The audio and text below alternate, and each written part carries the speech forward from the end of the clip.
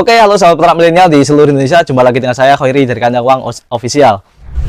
Kini Kandang Uang memiliki beberapa sistem yang tergabung dalam satu portal, yaitu kandanguang.com.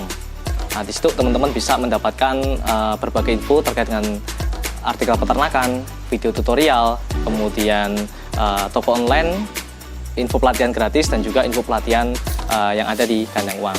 Untuk mendapatkan info lebih detail lagi, teman-teman bisa lakukan login dan klik tutorial peternakan secara gratis. Oke, silahkan dikunjungi di www.kandanguang.com. Ya, oke teman-teman, hari ini kita akan sharing terkait dengan ini ya, cara pemberian pakan, khususnya untuk domba-domba breeding ya, atau kambing breeding yang ada di Kandang Uang. Jadi kemarin sudah kita bahas terkait dengan cara pembuatan konsentrat, cara pembuatan silase dan sebagainya. Hari ini kita akan aplikasikan bagaimana proses pengaplikasiannya agar mudah, kemudian juga aman bagi ternak kita.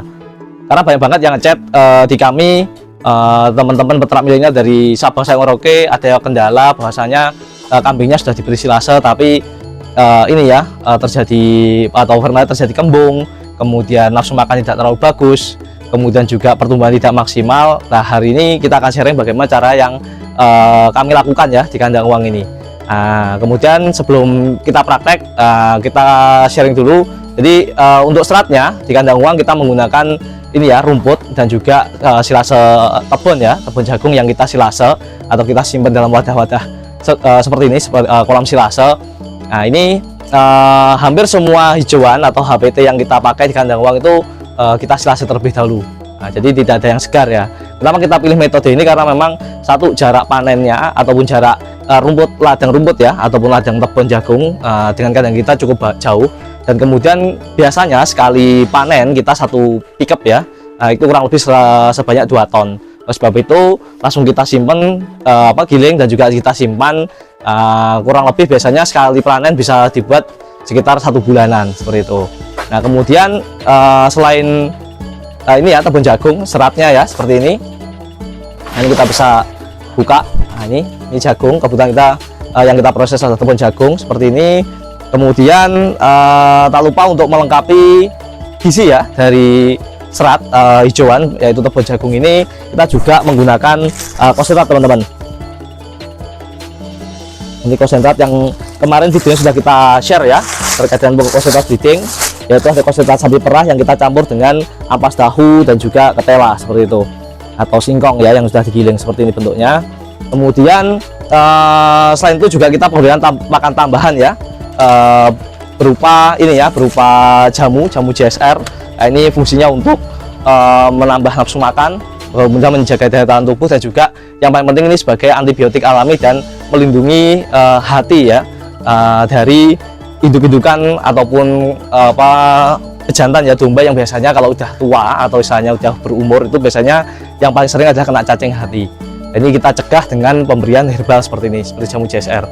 Kemudian untuk pakan ini ya, suplemennya atau pakan sumber mineral dan vitamin, kita kasih premix khusus breeding. Nah, kebetulan kemarin sudah kita campurkan di ini ya, di konsentrat ya beserta probiotik, sehingga tidak perlu ditambahkan lagi nanti untuk proses istilahnya pemberian pakannya, karena memang sudah komplit jadi satu di sini seperti itu. Nah, selanjutnya untuk urutan pemberian pakan, jadi biasanya kalau Kandang Uang kita ini teman-teman, sebenarnya ada apa istilahnya ya, ada penelitian terkait dengan jam biologis kambing ataupun domba ini atau ternak ruminasi untuk makan. Mulai kapan waktunya dia makan, kapan waktunya dia untuk istirahat atau memamah biak. Nah, ini tabelnya bisa dilihat di samping saya seperti itu. Kemudian kami melakukan pemberian pakan di Kandang Uang sebanyak 4 kali, yaitu pagi, kemudian siang, sore, dan juga malam. Nah, kenapa kita pilih seperti itu? Karena memang kita dasarnya adalah jam biologis satu. Kedua, alasannya adalah palungan pakan kita nggak terlalu besar, cukup kecil, sehingga untuk mengantisipasi pakan-pakan tercecer ataupun terbuang, kita pemberiannya sedikit demi sedikit seperti itu. Kemudian juga alasan terakhir adalah kenapa kok kita berinya sesering mungkin ya, 4 kali, karena ya sekaligus untuk ngecek apakah ada kambing yang kecepit, apakah ada kambing yang lahir, apakah ada kambing yang sakit nggak mau makan, apakah ada kambing yang lepas. Nah, itu dengan kita sering berinteraksi dengan hewan ternak kita, maka kita akan tahu kondisi hewan kita itu sedang kondisi baik atau membahayakan seperti itu. Itu teman-teman untuk jam pakannya. Biasanya untuk jam pakannya pagi hari biasanya jam 7 pagi, kemudian nanti siang hari jam setengah 12 sebelum istirahat siang, kemudian sore hari jam 4 sore sebelum karyawan pulang, kemudian juga malam hari biasanya setelah sholat maghrib atau sholat isya, seperti itu. Itu saja teman-teman untuk jadwalnya. Selanjutnya kita akan aplikasikan. Jadi agar aman, agar silase ini aman ya diberikan, karena memang silase ini kan bentuknya asam ya teman-teman ya, rasanya sudah asam, pH-nya turun bisa sampai 4%. Nah ini kalau diberikan ke ternak kadang-kadang punya resiko ya, resiko yang paling ini ya, paling besar adalah lambungnya asam sehingga nanti ternak itu jadi asidosis, atau kalau enggak biasanya gasnya akan menumpuk, kalau tidak bisa keluar bisa kembung dan sebagainya. Nah untuk biar aman, langkah yang paling mudah adalah dengan cara pemberiannya jangan silase dulu teman-teman. Pemberiannya adalah konsentrat dulu, terutama ini ya, konsentrat yang sudah diberikan atau ditambahkan pakan ini ya, pakan suplemen, baik itu mineral ataupun vitamin, karena memang ini akan membuat rumen ataupun misalnya perut itu menjadi lebih siap, lebih kuat, lebih misalnya bisa menetralkan asam-asam nanti yang akan masuk karena bahan pakan silase. Nah ini kita akan berikan terlebih dahulu untuk yang pertama.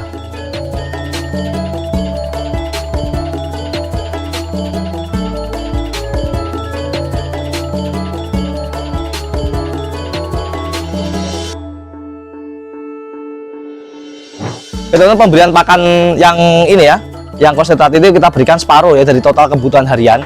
Jadi kalau biasanya kalau untuk breeding konsentrat itu diberikan sekitar 2% dari berat badannya selama 1 hari ya, 24 jam. Nah karena kita kasihkan pagi dulu, kita kasih separuhnya dulu, kasih 1% dari berat badannya kita berikan dulu, kemudian nanti sore kita kasih lagi separuhnya, atau mungkin bisa dibagi jadi 4, seperempat 25% pagi, 25% sore, siang, 25% sore, 25% malam.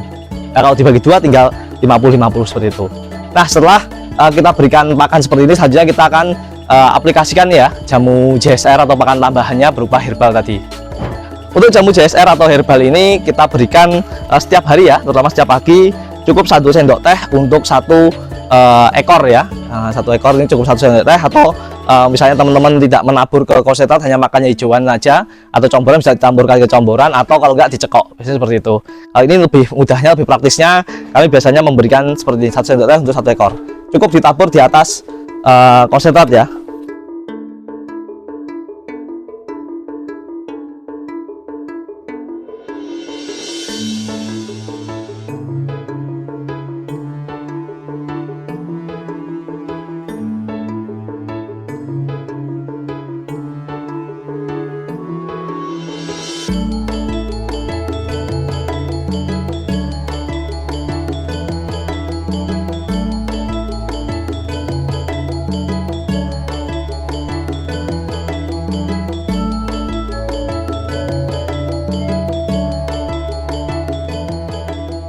Oke teman-teman, nanti biasanya kambing domba tadi ya makan konsentrat itu biasanya sekitar setengah jam ya, sampai 45 menit dia akan beres, konsentratnya akan habis semua.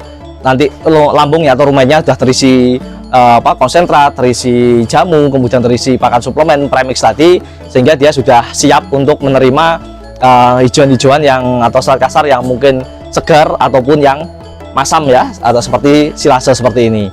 Nah selanjutnya kita akan beri, setelah ini habis kita berikan silase ya. Dosisnya berapa? Kalau teorinya kan kapasitas lambungnya adalah 10% dari berat badan. Karena tadi 2% nya sudah diberikan untuk konsentrat, jatah konsentrat, maka yang 8% adalah silase ya. Dan tapi dalam prakteknya biasanya kita berikan tanpa batas untuk hijauan seperti ini, karena memang istilahnya harganya cukup terjangkau, dan juga banyak ya, kita bisa manfaatkan limbah-limbah di sekitar kita seperti itu, dan juga biar hasilnya lebih maksimal lagi seperti itu untuk hasil produksi cempenya ataupun susunya seperti itu.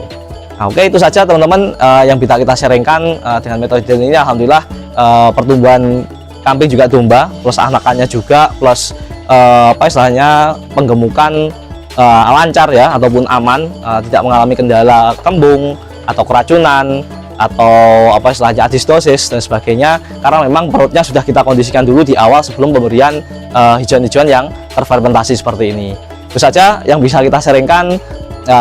bila teman-teman ingin konsultasi gratis ya terkait dengan dunia agribisnis atau kambing domba, teman-teman bisa WA kami di nomor 081135060012. Oke, sukses buat teman-teman semua.